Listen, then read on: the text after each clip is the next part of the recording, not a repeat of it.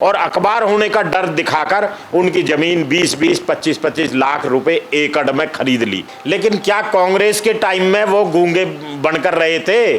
कांग्रेस के टाइम में शोर मचाना वो भूल गए थे? या कांग्रेस के टाइम में कांग्रेस के जो मुख्यमंत्री है वो सुनते नहीं थे? वो इसका हिसाब दे। मैं ये कह रहा हूँ, उस तिगांव की बनी हुई भाजपा की सर पर खड़े होकर और अपनी अंतरात्मा को, भगवान को साक्षी मांगकर वहाँ हिसाब मांगे कि मैं इस सड़क पे खड़ा हूँ। ये भाजपा ने नहीं बनाई। दोस्तों नमस्कार, आप देख रहे हैं सत्य हुंकार। मैं आपके साथ सत्यपाल। चुनावों का मौसम जैसे जैसे नज़दीक आ रहा है, वैसे ही आरोप और प्रत्यारोपों का सिलसिला लगातार बढ़ता ही जा रहा है। कभी सत्ता पक्ष विपक्ष से तो कभी विपक्ष सत्ता पक्ष से अब हिसाब मांगने लगा है कि आपने अपने कार्यकाल में क्या किया। आज उसी हिसाब किताब को लेकर के मैं पहुंचा हूं भारतीय जनता पार्टी के वरिष्ठ नेता और तिगांव विधानसभा से भाजपा टिकट के दावेदार ओम प्रकाश रक्षवाल के पास। आज उनसे पूछेंगे कि जो विपक्ष के विधायक ने, यानी पूर्व विधायक ने जो हिसाब मांगने की बात रखी है, आखिर वो इस पर क्या कहते हैं। पहले मैं आपको बता देना चाहता हूं कि विशेषकर कांग्रेस में कन्फ्यूजन की स्थिति पैदा हो गई है। अगर हम बात करें हरियाणा के लेवल पर तो भी गुटबाजी साफ दिखाई देती है। हाईकमान कोई और आदेशित करता है, निर्देशित करता है, कोई कैंपेन निकालता है, दूसरा गुट उस कैंपेन को दूसरे तरीके से पेश कर देता है। उसी तरह से अगर बात तिगांव विधानसभा की करें तो यहाँ भी कन्फ्यूजन की स्थिति दिखाई देती है। हरियाणा में हुड्डा गुट ने ये कहा कि हरियाणा मांगे हिसाब, ये निकाला जाएगा, लेकिन वहीं यहाँ के पूर्व विधायक ललित नागर ने एक नया ही शगुफा निकाल दिया। उन्होंने कहा कि तिगांव मांगे हिसाब। मैं कहता हूँ कि तिगांव मांगे हिसाब तो क्यों ना सूर्य विहार मांगे हिसाब, तिगांव मांगे हिसाब तो क्यों ना विनय नगर मांगे हिसाब, तिगांव मांगे हिसाब तो क्यों ना इस पूरी विधानसभा की एक एक कॉलोनी मांगे हिसाब। और जवाब देगा कौन? जवाब देगी जनता।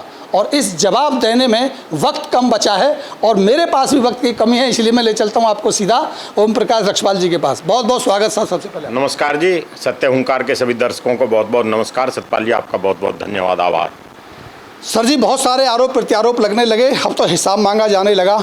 आज हम आपसे भी बात कर लें, हिसाब ले ही लिया जाए कि क्या काम आपने कराया। जो पूर्व विधायक हैं वो ये कह रहे हैं कि भाई आपने तो एक पैसे का काम नहीं कराया, 5 साल आपने तो बर्बाद कर दिए ऐसे ही। देखिए सतपाल जी, बिल्कुल बात ठीक है, हिसाब किताब तो होना चाहिए, पर हिसाब किताब जो ना वो एक तरफा नहीं होता। आप कहीं भी कोई सामान लो, कहीं जाओ, कोई तो जब भी आप दुकानदार भी हिसाब करेगा तो आपको क्या सामान दिया है, क्या कितने उसने आपने दाम दिए हैं, हिसाब दोनों तरफ का होता है, एक तरफा नहीं होता। तो सतपाल जी, आप अगर हिसाब किताब की बात कर रहे हैं तो हिसाब मैं उनसे भी तो, मुझे कुछ हिसाब चाहिए, मैं उनसे भी तो मैं हिसाब मांगना चाहता हूं। हम अपना हिसाब एक एक पाई का देंगे, उसमें कोई दो राय नहीं, लेकिन मैं कुछ हिसाब उनसे मांगना चाहता हूँ। किस तरह की बात, मतलब कौन से हिसाब की बात आप कर रहे हैं? पिछले बीते 5 साल के कार्यकाल की? वो तो कहते रहे उनकी सरकार नहीं थी, उनकी बात कोई सुनता नहीं था, तो वो क्या हिसाब देंगे? वो तो खुद ही मान रहे हैं मैंने काम नहीं कराया। देखिए, उनकी 10 साल 2014 तक 10 साल उनकी सरकार रही और 5 साल वो विधायक रहे हैं। तो इतने लंबे टाइम में मैं पूछना चाहता हूँ माननीय पूर्व विधायक से, जो कांग्रेस के पूर्व विधायक हैं, कि जो अपनी पल्ला से बसंतपुर की कॉलोनियों का, गांवों का क्षेत्र है, मुझे एक दरखास्त वो लिखित में कोई दिखा दें कि उन्होंने सरकार से कोई किसी कॉलोनी का गली, सड़क, गांव की गली, खरंजा, बारात घर, कोई कम्युनिटी सेंटर, कोई बिजली घर, कोई अस्पताल, कोई खेल, कुछ मांगा हो। और यहाँ का ही नहीं, मुझे 28 सेक्टर से 37 सेक्टर तक, या जो हमारे ग्रामीण क्षेत्र के भाई हैं, जो हमारा ददसिया से लेकर अरवा चांदपुर तक का जो हमारा इलाका है, वहाँ का कोई हमें बता दें लिखित में कि वहाँ निगम में या जो हुड्डा डिपार्टमेंट उस समय हुआ करता था या और किसी विभाग में, PWD में कौन सी दरखास्त दी है, उसको सार्वजनिक करें। तो जो व्यक्ति खुद कुछ नहीं कर पाया और बिल्कुल फ्लॉप, अगर मैं कहूँ फ्लॉप उनका कार्यकाल साबित हुआ, फ्लॉप विधायक साबित हुआ, आज वो हमसे भाजपा से हिसाब किताब की बातें करते हैं तो हंसी आती है उनके उस पर। मतलब आप ये कह रहे हैं कि यह आरोप निराधार है कि भाई सरकार ने मेरी नहीं सुनी, मैं सरकार मेरी नहीं थी, अब के सरकार बनेगी तब मैं विकास कार्य करा दूंगा। आप ये कह रहे हैं कि उनको चिट्ठी लिखनी चाहिए थी, आप ये कह रहे हैं उनको डिमांडिंग लेटर देने चाहिए थे, वो नहीं दिए। नहीं, लिखित में उनको देना चाहिए था। उनका विधायक का अपना कोटा होता है, उसमें कुछ नहीं करा। उनको लिखित में हर जगह कोई, आप सतपाल जी, क्या बिन मांगे कोई चीज़ मिलती है? और मांगना क्या बिगर लिखित में? सरकार से अगर आप कोई कार्रवाई नहीं करोगे, कोई मांग पत्र नहीं दोगे, तो क्या हवा में चीज़ मंजूर हो जाएंगी? हम तो चलो सबसे छोटे प्रतिनिधि रहे हैं, पार्षद का बहुत सबसे छोटा होता है, उसके बाद भी हमें लिखित में ही तो देना होता था। और बिगर लिखित में दे हमें भी कौन देता है? आज हमारा कार्यकाल भी खत्म हुए बहुत समय हो गया, लेकिन उसके बाद भी हम लिखित में देते हैं। और हम तो छोड़ो, आम जनता भी लिखित में मांगती है। और कई बार जो समाज के पत्रकार हैं या दूसरे सामाजिक धार्मिक संस्थान हैं, आरडब्ल्यू हैं, वो भी तो लिखित में ही मांगती हैं। तो क्या कह रहे हैं लिखित में वो देते हैं तो काम नहीं? लिखित कोई भी मांग पत्र है वो जाता है, उस पर कार्रवाई होती है, उसको दबाया नहीं जा सकता। डायरी डिस्पैच रजिस्टर नंबर होते हैं, उसको कैसे दबा देगा कोई? तो उसमें जब कोई मांगेंगे तो कार्रवाई होगी। अब खाली शोर मचाने से ऐसे तो मेरे को तो कुछ लगता नहीं, उन्होंने कुछ किया तो है नहीं। और अब उस बात को वो कह रहे हैं कि जी आप हिसाब दो, हम तो तैयार हैं, एक पाई का मांगे तो सही। अब बड़ी बात ये कह रहे हैं पूर्व विधायक के लिए कि आपने लिखित में कोई डिमांडिंग लेटर नहीं दिया, आपने डिमांड नहीं करी, खाली शोर मचाया। आपने क्षेत्र के विकास के लिए किसी योजना के लिए सरकार से, किसी विभाग से मांग ही नहीं करी, इसलिए सरकार ने काम नहीं किया। बिल्कुल मांग उनके पास, मैं सही बताऊं सतपाल जी, बात मैं व्यक्तिगत वैसे लेता नहीं, लेकिन मैं बताऊं, मैं क्योंकि आजकल गांवों के प्रवास पे हूं, तेगांव विधानसभा के, वहां कुछ बात, कुछ अपना दर्द लोग कहते हैं। उनके पास मांग पत्र देने का समय ही नहीं था। उस समय किस में लगे रहे वो पूरा। आप जब कांग्रेस, उससे पीछे ले जाऊंगा मैं थोड़ा, कांग्रेस की जब सरकार थी तो किसानों को वहाँ नोटिस 4 और 6 अक्वायरमेंट करने के वहाँ बंटवा दिए, गांवों में, देहात में बंटवा दिए। और उस 4 और 6 नोटिस के डर से किसानों के पास फिर ये गए कि आपकी ज़मीन अखबार हो रही है। हुड्डा जी का राज था जब, और अखबार होने का डर दिखाकर उनकी ज़मीन 20-20, 25-25 लाख रुपए एकड़ में खरीद ली। और आगे वो वाड्रा को कितने में दी है वो आगे अलग बात है, लेकिन जो 10-10, 15-15 करोड़ के आज एकड़ वहाँ हैं, वो 20-25 लाख रुपए में किसानों से ली।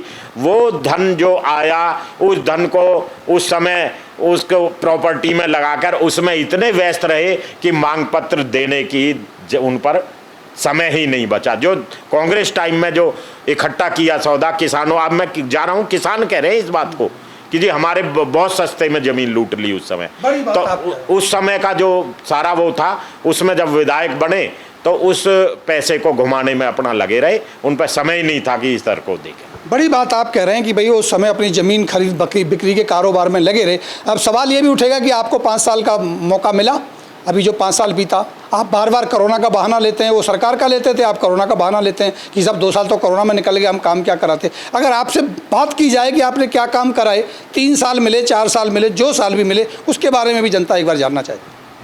देखिए, मैं आपको बताना चाहता हूँ, हमारे अब वो नहीं है हमारे बीच में, कांग्रेस के टाइम में एक बहुत साल पहले एक माननीय राजेश पायलट, स्वर्गीय राजेश पायलट जी के हाथों से मंझावली पुल का उद्घाटन हुआ था। और वो 28-30 साल बीत गए, वो पुल ऐसे के ऐसा रहा। वो हमारी सरकार के टाइम में माननीय कृष्णपाल गुर्जर जी ने, माननीय नितिन गडकरी जी ने उस समय उसका शिलान्यास किया, और वो पूरा हो गया। हरियाणा की तरफ से उसका कार्य पूर्ण हो गया, उत्तर प्रदेश की तरफ से थोड़ा सा जोड़ने का उसका बाकी है, यानी हम अपने 10 साल में उसको बना गए। कांग्रेस के टाइम में सारे इलाके की, चाहे गांव हो, सेक्टर हो, कॉलोनियाँ हो, सबकी सड़कें थी नहीं। कॉलोनियों में तो 1 रुपये का काम ये देते ही नहीं थे, होता ही नहीं था, कहते थे कच्ची कॉलोनियाँ। जैसे ही हमारी सरकार 2014 में आई, आपने देखा आज चाहे वो खेड़ी तिगाम रोड हो या बल्लमगढ़ तिगाम रोड हो, डबल रोड ऐसा है कि वहाँ दचकी नहीं लगती सतपाल जी। जहाँ ये कहते हैं ना तिगांव मांगे हिसाब, मैं ये कह रहा हूँ उस तिगांव की बनी हुई भाजपा की सरकार पर खड़े होकर और अपनी अंतरात्मा को, भगवान को साक्षी मांगकर वहाँ हिसाब मांगे कि मैं इस सड़क पे खड़ा हूँ, ये भाजपा ने नहीं बनाई, वो मांगे हिसाब। वहाँ आज आप देखो, जो अम्मा हॉस्पिटल वाला रोड, चाहे वो ददसिया के लिए गया, महतपुर के लिए गया, बादशाहपुर के लिए गया, वो रोड हमने बनवाया। हमारी सरकार, भारतीय जनता पार्टी की सरकार। गाँव नचौली का आप देखो कितना बढ़िया सुंदर, भोपानी के लिए वहाँ सीमेंटेड रोड वहाँ जा रहा। अपनी सेक्टरों में आप देखो, इंडोर स्टेडियम है 31 सेक्टर में, सारे बड़े रोड बने हैं, खेल का स्टेडियम है, बड़े पार्क हैं। अब आप कॉलोनियों में आ जाओ, पल्ला से बसंतपुर क्या होता था, एक पुल होता था, उसमें जाम में फंसते थे कई कई घंटे सुबह शाम। दूसरा पुल भाजपा सरकार ने बनाया सेतपुर में, और डबल बनाया, 4 लेन का बनाया, उसमें उसके आगे का सीधा रोड तिलपत को जोड़ने वाले का बना। पल्ला से पुराने पुल से तिलपत का रोड बना, पल्ला से बसंतपुर का सीमेंटेड रोड बना। कॉलोनी सेक्टर के सूर्यनगर के सारे जितने भी रास्ते थे वो पहले तारकोल के बनाए, उसके बाद सीमेंटेड रोड बनाए, आरएमसी के बनाए। कॉलोनियों में एक बार लगभग सब कॉलोनियों में जो हमारी सरकार ने ऑथराइज की, उसमें सब में एक बार इंटरलॉकिंग टाइल बना दी, लगा दी उनमें। अब लोगों ने कहा भाई सीवर पानी नहीं है, तो आप बताओ सीवर पानी होना चाहिए था, नहीं होना चाहिए था? या जो लोगों का पानी था वो नीचे ज़मीन में जाता था सोखता से, वहाँ हम दूषित पानी को उसी को फिर वापस आता था, उसी को पी के बीमार होते थे। पानी की जो क्वालिटी है, गुणवत्ता है, वो खराब हो रही थी। तो क्या सीवर डलना नहीं चाहिए? रक्षणा जी, बीच में मैं आपको रोकूंगा। 2008 में हमने ये मांग उठाई थी, तब हम पत्रकार नहीं हुआ करते थे और अवतार सिंह भड़ाना यहाँ के सांसद हुआ करते थे।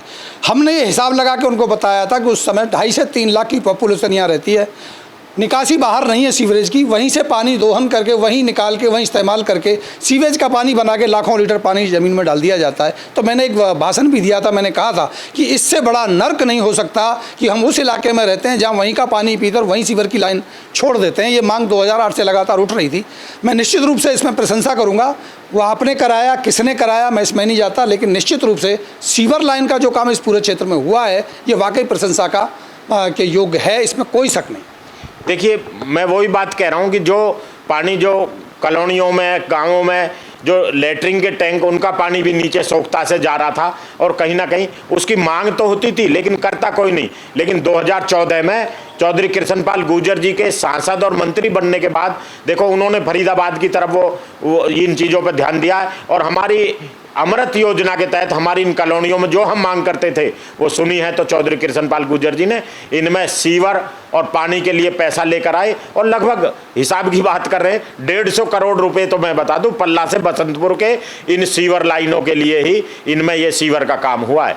अब ये कहते हैं गड्ढे हो गए, लोग को परेशानी हो रही है, सीवर खुद रहे। देखिए, मुझे ये बता दो कि बगैर गड्ढे खोदे या कैसे ये सीवर डल सकते थे क्या? सीवर डलेंगे तो गड्ढे भी खोदेंगे, या हम डालते ही ना, या जैसे इन्होंने ना सड़क बनाई, ना सीवर, ना पानी, इनकी तरह टाइम पास कर लेते तो अच्छा होता। अरे हम कुछ करेंगे तो उसमें कुछ ना कुछ दिक्कत भी आएगी, और जो लोग रह रहे हैं उनको परेशानी भी आती है, लेकिन उनका स्थायी समाधान के लिए तो सीवर डालना ही चाहिए था। जो हमने चौधरी कृष्णपाल गुर्जर जी के सहयोग से जो यहाँ काम हुआ है, उनके आशीर्वाद से जो काम हुआ है, वो बहुत ज़रूरी था, और आज वो हो गया है। तो आज जहाँ जहाँ सीवर का काम पूरा हो गया, कॉलोनियों में सड़कों का काम दोबारा चल रहा है। तो चाहे गाँवों की सड़क हो, सेक्टरों की हो, कॉलोनियों की हो, भाजपा सरकार ने बनाई, चाहे चौधरी कृष्णपाल गुर्जर जी ने बनाई। चाहे स्कूलों की बात हो, कांग्रेस के टाइम में पूर्व विधायक बता दे कौन सा स्कूल अपग्रेड करा? तिलपत का करा, चौधरी कृष्णपाल गुर्जर जी ने किया। सराय का किया 12वीं का, चौधरी कृष्णपाल गुर्जर जी ने। सेहतपुर का किया, चौधरी कृष्णपाल गुर्जर जी ने। अगवानपुर का किया, चौधरी कृष्णपाल गुर्जर जी ने। आगे और जो गाँवों के ये बता दें, हॉस्पिटल की जो बात होती है, आज आप पल्ला हॉस्पिटल में जाके देखिए, नई बिल्डिंग बन रही है, बड़ा भवन। नचौली में एक इतनी बढ़िया खेड़ी जो वहाँ पर है, इतनी बढ़िया है। कोरोना में सबसे ज़्यादा इलाज वहाँ खेड़ी पे हॉस्पिटल में हुआ है। ये किसने तैयार कराई? इनका अपग्रेडेशन किसने किया? ये भारतीय जनता पार्टी की सरकार ने किया। या एक ट्रांसफार्मर कांग्रेस टाइम में, मुझे याद है सतपाल जी, एक ट्रांसफार्मर फूक जाए तो चंदा उगाई होती थी कॉलोनी से, 20-30 हज़ार रुपये ट्रांसफार्मर फूके बदलवाने का, नया लगवाना तो 70-80 हज़ार रुपये उगता था। आज सारी कॉलोनियों में, मैं ये नहीं कहता कि ट्रांसफार्मर अब नहीं फूकते हैं, तो उनको बदलने के लिए चंदा उगाई नहीं होती, और 24 घंटे में बदला जाता है। और वो तो ट्रांसफार्मर नहीं लगवा पाए, हमने तो भारतीय जनता पार्टी की सरकार ने बड़ा बिजली घर, यहाँ आप देखो नहर पर, सेहतपुर के रकबे में 37 सेक्टर के पड़ोस में यहाँ बनवा दिया। तो काम कैसे नहीं हुए? हिसाब हमने तो दे रहे हैं, और बहुत सारे काम हैं, वो बताए ना। एक मैंने सड़कें बताई, हॉस्पिटल बताए, मैंने अपने बारात घर आप देखिए, एतमादपुर कितना बड़ा कम्युनिटी सेंटर बन रहा है, 37 सेक्टर में कितना बड़ा बना है, अनंगपुर डेयरी के पीछे बना है। आप वहाँ 28 सेक्टर का कम्युनिटी सेंटर देखिए, 31 सेक्टर का देखिए, सेहतपुर के बारातघर यहाँ देखिए, सूर्यनगर 1 में देखिए, 2 में 2 मंजिला देखिए बाबा अंबेडकर भवन, शाम कॉलोनी में देखिए, अगवानपुर गांव में 3 चौपाल हमने बनाई, इस्माइलपुर में एक गुरुद्वारे के पास वहाँ बनाई। ये बताए ना कोई। नचौली में आप देखो कितना बड़ा वहाँ बनाया है, ये कोई बताए ना हमें कि इन्होंने किया। हम तो हिसाब दे रहे, लेकिन ये हिसाब मैंने यही कह रहा हूँ सतपाल जी, शुरू करा था, हिसाब बराबर का होता है, दोनों तरफ की बात होती है। अच्छा हो आप डिबेट में दोनों को बैठाएं, आप ये करें आमने सामने आके आमने सामने बात करें। हिसाब हम आपके माध्यम से भी दे रहे हैं और वैसे भी वो मांगने के साथ ये क्यों नहीं बताएं कि कांग्रेस के कार्यकाल में क्या हुआ था और भाजपा में क्या नहीं हुआ। 10 साल हुड्डा जी रहे, तब क्या उन्होंने यहाँ किया कॉलोनियों में। आप सूर्य विहार, विनय नगर, ओम इंक्लेव, रोशन नगर, उंगे Basantpur colony, Panchsheel colony, Chhajjan Nagar, Shiv enclave, Shiv colony, इंगे Chauhan colony, Bedram colony, Saraswati colony, Bhatta colony, Nambardar colony, Sham colony, कितनी कितनी कॉलोनियाँ ये हैं। विनय नगर है, अजय नगर है, शिवम इंक्लेव है। ये जो सैकड़ों कॉलोनी हैं, 10 साल हुड्डा जी का शासन रहा नहीं रहा बता दें। रहा है तो 10, ये सैकड़ों कॉलोनियों में कोई 10 का एक काम गिना दें, एक काम कोई गिना दे। तो ये गिनाया जा रहा है कि दीपावली कॉलोनी है, उसमें टाइलें नहीं लगी हैं, जहाँ टाइलें लग गई हैं वहाँ पानी की निकासी नहीं हुई है, जहाँ सीवर लाइन डल गई है वहाँ सीवर चालू नहीं हुआ है। यही कह रहा हूँ कि एक तरफा जो हिसाब होता है बराबर का होता है। वही चीज मैं कह रहा हूँ, हिसाब लें भी और दें भी।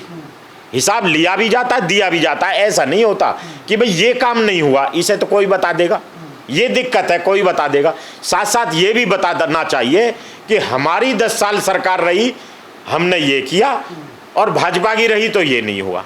ये हिसाब बराबर का होना चाहिए, एक तरफा नहीं, भेदभाव। विकास भी समान होना चाहिए। ऐसा भी नहीं होना चाहिए कि हमारे पल्ला से बसंतपुर के क्षेत्र को बिल्कुल इग्नोर कर दिया जाए, यहाँ की बात ना उठाएं। हिसाब बराबर का होना चाहिए। लेकिन ये भी तो बात होनी चाहिए ना कि पेट्रोल पंप का पानी अभी तक नहीं निकला, दीपावली कॉलोनी नहीं बनी, अगर हम जाएंगे अंदर सीवर लाइन चालू नहीं हुई, अभी 3 साल होने जा रहे हैं, डलती जा रही है, लोग शिकायत कर रहे हैं कि ओवरफ्लो आ जाता है। नहीं, मैं वही चीज़ कह रहा हूँ, सीवर यहाँ पेट्रोल पंप का पानी है, वहाँ निकासी नहीं हुआ, उसकी बात उठा रहे हैं। उसके पीछे भी तो जाएं, ये पानी कब का क्यों भरा हुआ है? क्योंकि ये जो पानी है ये यहाँ बांध रोड से इधर की किसी कॉलोनी का पानी था ही नहीं।